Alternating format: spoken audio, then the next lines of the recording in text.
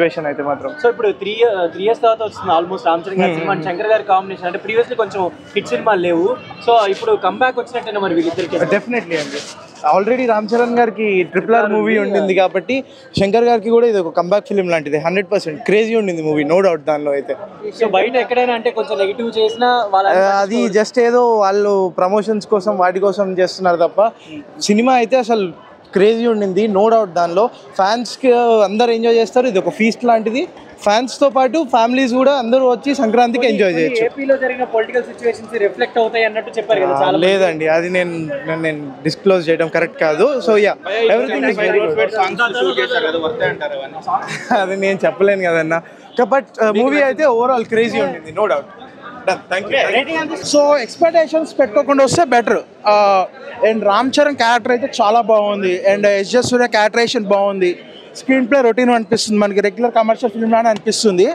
But కానీ రామ్ చరణ్ మాత్రం చాలా క్లాసిక్గా ఉంటాడు సినిమాలో, చాలా బాగుంటాడు, చాలా క్లాసిక్గా చాలా బాగుంటాడు. బట్ స్టోరీ పరంగా వస్తే మాత్రం అంత పొలిటికల్ డ్రామా అని బాగా రాసుకున్నారు కానీ బట్ శంకర్ నేను మార్కు తప్పలేని చూపించుకొని ట్రై చేశాడు కానీ బట్ ఓవరాల్గా అంతే అనిపించదు. అంటే మూవీ వెళ్తుంది, బోర్ కొట్టదు, బాగాలేదని చెప్పట్లేదు, మూవీ వెళ్తుంది. బట్ హైప్ అనేది క్రియేట్ చేయదు, ఏదో వెళ్తుంది అంతే అన్నట్టు ఉంటుంది. అండ్ ఇంటర్వెల్ బ్యాంగ్ మాత్రం క్రేజీ ఉంటుంది. ఇంటర్వెల్ బ్యాంగ్ అయితే మాత్రం చాలా అంటే చాలా క్రేజీ ఉంటుంది. అండ్ ఎస్పెషల్లీ బెస్ట్ క్యారెక్టర్ ఏంటంటే అప్పన్న క్యారెక్టర్. స్క్రీన్ టైం తక్కువ ఉన్నా సరే అప్పన్న క్యారెక్టర్ అనేది చాలా బాగుంటుంది. అప్పన్న క్యారెక్టర్ చాలా అంటే చాలా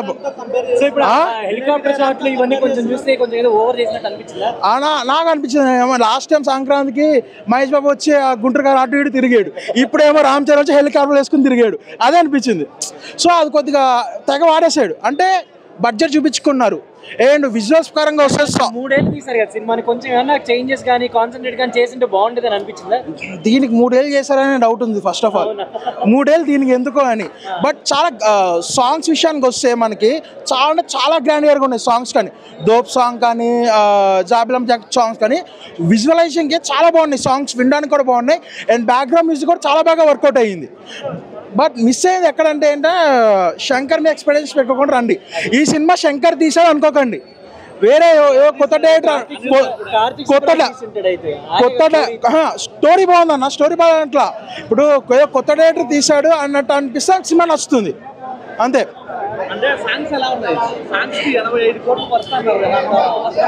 సాంగ్స్ గ్రాండ్ వర్గా ఉన్నాయన్న, నాకు సాంగ్స్ అన్ని బాగా అనిపించాయి. ఒక్క మచా మచా సాంగ్ తప్ప మిగతా సాంగ్స్ అని బాగా అనిపించాయి. ఒక సాంగ్ లేదు, అయ్యా ఇప్పటికే ఆ సాంగ్ కూడా పెడితే ఏంటంటే సాంగ్ అది లేకపోవడం బెస్ట్ అనిపించింది.